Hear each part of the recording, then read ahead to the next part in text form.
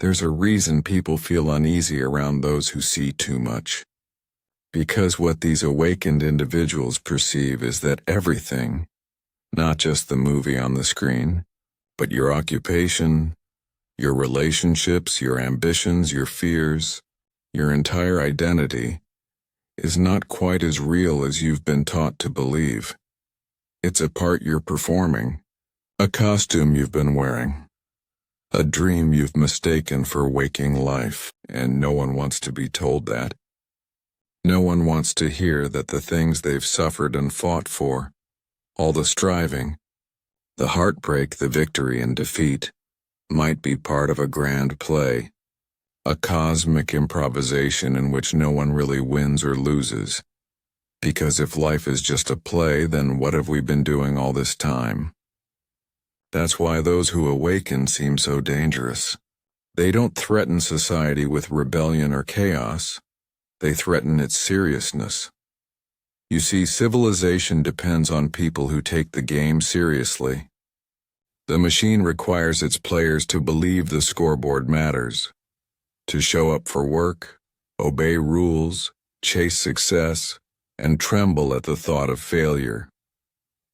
The entire structure relies on everyone being slightly hypnotized, convinced that the symbols we've invented are real, that the roles we've assigned ourselves are sacred, and when someone wakes up from that trance, they become dangerous, not because they're violent, but because they are free. Their calmness is contagious. Their laughter cracks the spell. They're like someone who escaped a prison and returned to visit and is smiling. And suddenly the other inmates realize the locks were imaginary. That realization terrifies people.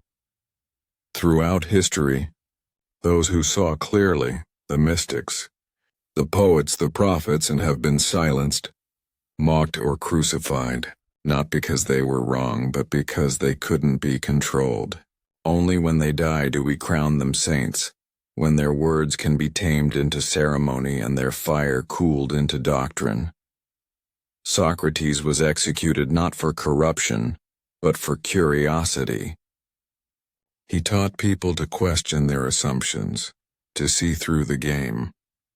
Jesus pointed to a kingdom within, not in temples, not in hierarchies, no, and that was unforgivable to institutions built on control.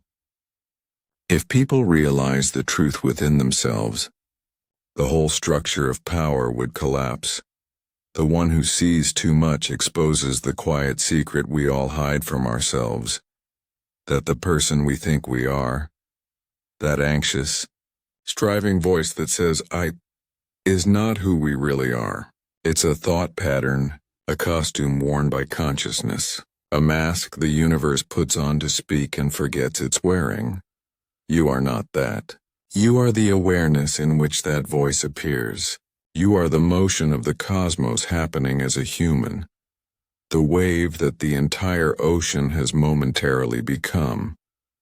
But this realization dissolves everything society has ever told you. It undercuts the stories of progress and achievement. Because if you are already it, what's left to reach? Don't mistake this for passivity. The awakened one is not idle. In fact, they are more alive, more creative, more compassionate than before.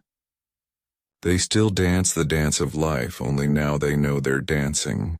They play, but they don't get lost in the play. And this, above all, is what unsettles people. Their peace feels like defiance, their clarity feels like rebellion. Spend enough time near such a person and your certainty begins to tremble. The beliefs that guided you start to sound hollow. The map you've used to navigate life begins to blur. And that is terrifying, because if your map is wrong, if the world is not what you thought, then who are you? Where are you? The awakened don't need to confront anyone. Their silence is enough. Their very presence radiates freedom, and that light exposes every chain.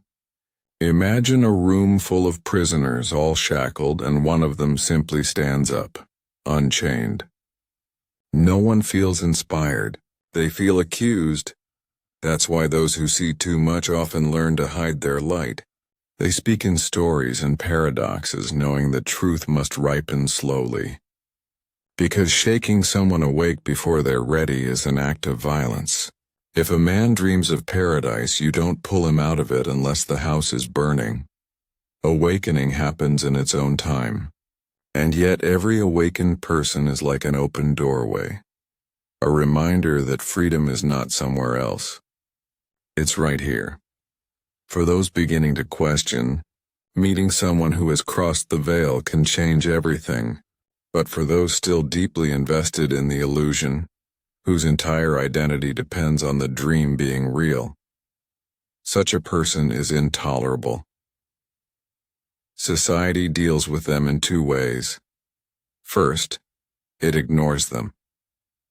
Nice ideas, it says, but you can't live that way in the real world. As if presence were somehow escapism. The second way is subtler. It absorbs them. It domesticates the wild truth. Write a book. Teach a seminar. Turn enlightenment into a product. And soon the one who saw through the game becomes a brand, another mask, another dream, or worse. The insight is dismissed as a neurological anomaly, a quirk of brain chemistry, a byproduct of meditation. We put a label on it so we don't have to face it, but deep down the real fear is not that they're mistaken, and it's that they're right. Because if they're right, everything we've been taught collapses. All the suffering, the competition, the endless effort, none of it was necessary. We've been taking the symbols seriously and missing the reality. We've been clinging to shadows while ignoring the light. As Thoreau said, we've lived lives of quiet desperation when we could have been dancing, and it's easier to call the dancers mad than to admit the music is playing for everyone. The awakened person doesn't want to take anything from you. They're not trying to change you.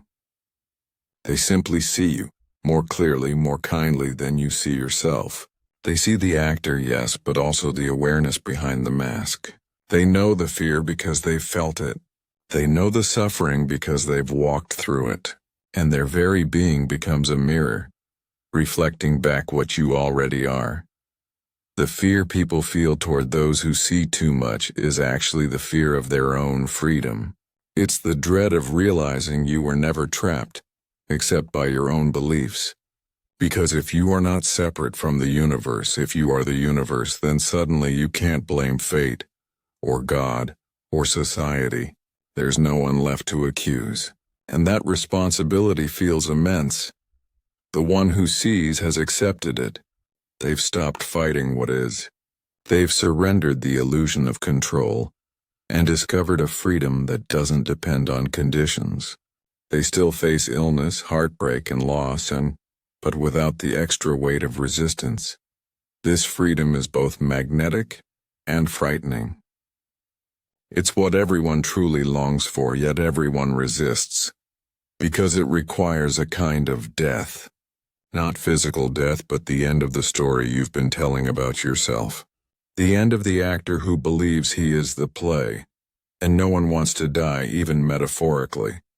Yet without that death, there is no birth. The awakened one represents both, the death of illusion and the birth of reality. And both feel terrifying. The irony is that the thing people fear most, this awakening, is the thing they've been searching for all along. Beneath all striving lies a longing for peace, for wholeness, for home. The awakened have found that home not by going anywhere, but by waking up to what they've always been. Their message, rarely spoken but always felt, is simple.